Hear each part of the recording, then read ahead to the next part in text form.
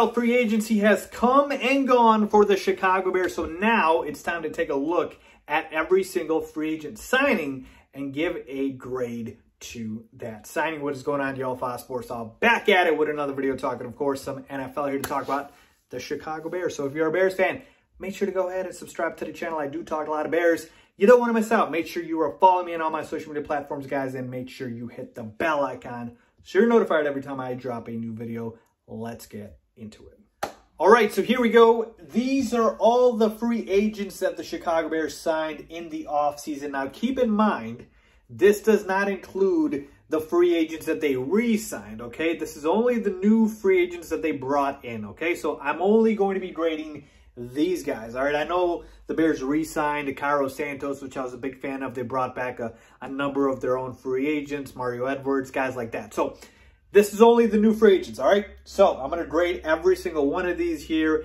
and I'll give an overall grade at the end. So here we go. We start at the top, the one that everybody wants to know about. Andy Dalton, the big signing at quarterback thus far, maybe. We don't know yet. Offseason's not over, but yeah. So Andy Dalton got a one-year deal worth approximately $10 million. No, I made a whole separate video, a bunch of videos on the Andy Dalton signing. So if you want more analysis, go there. But obviously, I was not a fan of the signing at all. I know after the signing happened, Bears fans, some of them tried to talk themselves into it, thinking, oh, this is not that bad. Andy Dalton in his heyday was not a bad quarterback. Well, this isn't Andy Dalton in his heyday.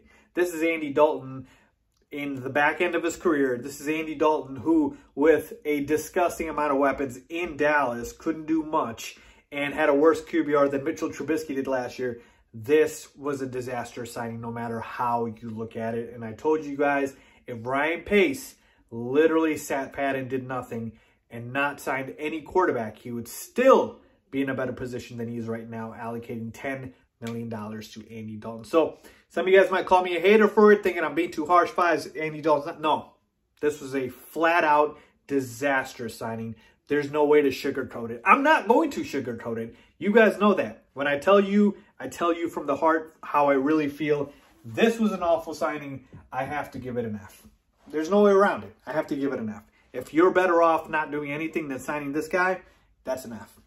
All right, so moving on to running back Damien Williams. Now, this was a surprising signing that happened fairly, not late, but at the end of all of these other signings, okay? So Damien Williams opted out last season, so he was not in the NFL last season due to COVID concerns with family members. And if you remember, Damien Williams in 2018, when the Chiefs won the Super Bowl, he was pretty much the best player in the Super Bowl. He would have won the Super Bowl MVP if he was a quarterback, if he was Patty Mahomes, right?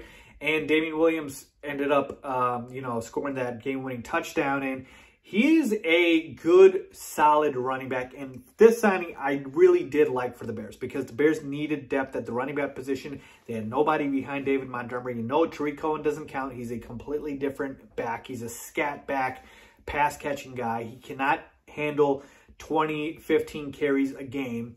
Damien Williams, if in the off chance David Montgomery goes down, knock on wood that he doesn't, can help you alleviate that. And so you have a guy who, again, is talented, can catch passes. It's a one-year deal. I like this signing a lot. Actually, I'm going to say I love this signing for the Bears. So I'm going to give this one an A-. So see, I'm not always harsh. It depends on the signing. I like the Damien Williams signing. We needed a quality running back. All right, moving on to the offensive line here. We signed Elijah Wilkinson. Now, he is formerly of the Denver Broncos. There's a couple of Broncos players we picked up.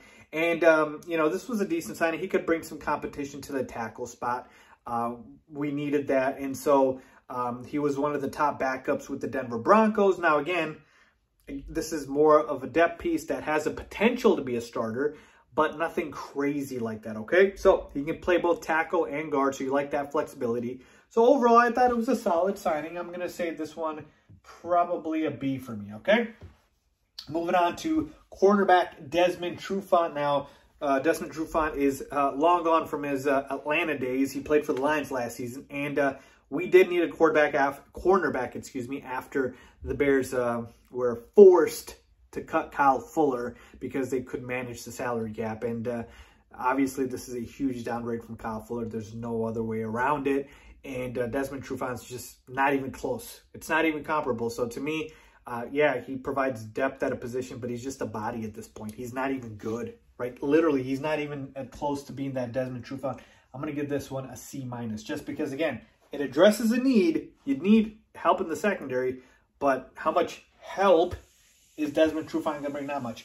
Moving on, linebacker Christian Jones. Now, he played for the Bears previously. He's coming back. He also played for the Lions.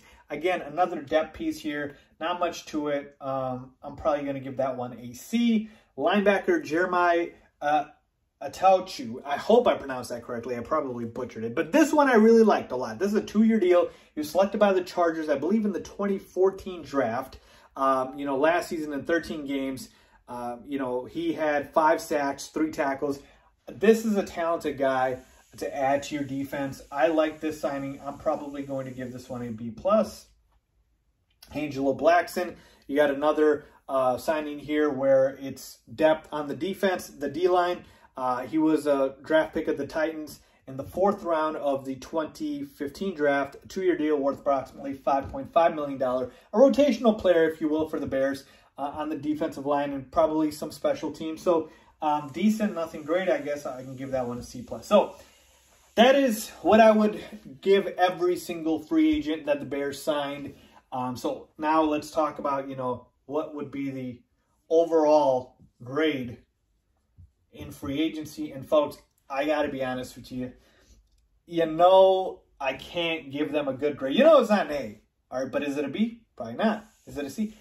I'm going to give them a D+. And yes, you might be thinking, Faiz, you're super harsh here, because here's the thing. All right? Yes, all of these might not equal out to a D, but if you take a look at the impact here, all right, the most impactful position we know was the quarterback that they signed, and that got an F. So it holds a lot of weight here. I like the Damien Williams signing. He will have an impact, clearly not as much as quarterback, but all these other guys here, maybe Elijah Wilkinson and Jeremiah Attaochu, they might have some sort of an impact here. Potentially could become starters, but the rest of these guys, they're not going to be very, very helpful. So it's all rotational pieces, depth pieces. So to me, I'm sorry, I got to give the Bears a D+. I thought it was a bad free agency for them. The best thing, this grade would go higher if I were to include them re-signing the free agents. But as far as getting guys on the open market, I was not a fan of it, and they could have allocated those resources better. They didn't, so I give them a D+. If I'm being too harsh, let me know down in the comments below. What grade would you guys give the Chicago Bears? Let me know, as always. Thanks for watching.